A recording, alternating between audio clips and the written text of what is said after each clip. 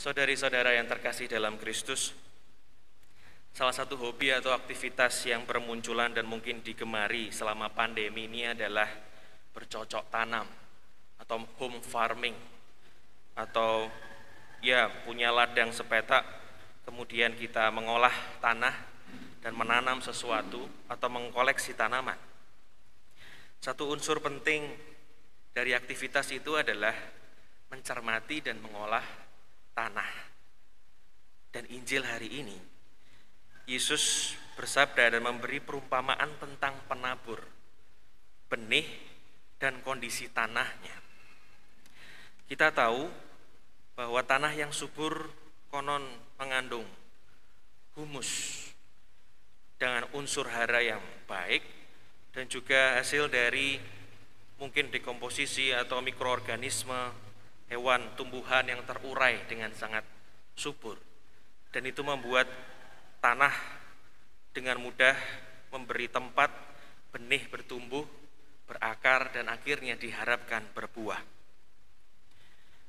Humus dekat dengan kata humility, kerendahan hati.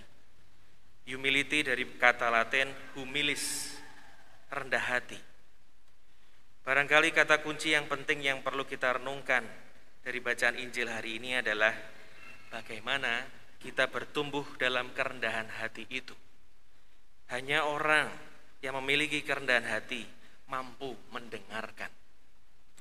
Mendengarkan apa? Mendengarkan sabda tentang kerajaan surga, mengerti, dan akhirnya berbuah.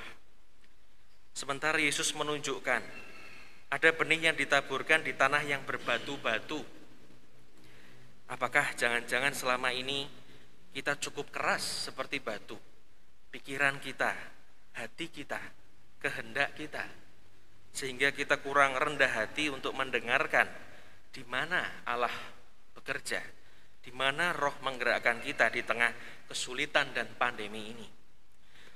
Atau juga yang ditaburkan di tengah semak duri, jangan-jangan masih tersimpan luka, dendam, benci yang menyakitkan seperti kalau kita terkena duri, dan itu membuat kita kurang dapat mendengarkan sabda Tuhan itu. Saudari-saudara yang terkasih, marilah kita mohon rahmat dari Tuhan sendiri agar kita semakin bertumbuh dalam kerendahan hati untuk membuka diri, mendengarkan sabda Tuhan dan kehendaknya dalam hidup dan aktivitas kita sehari-hari.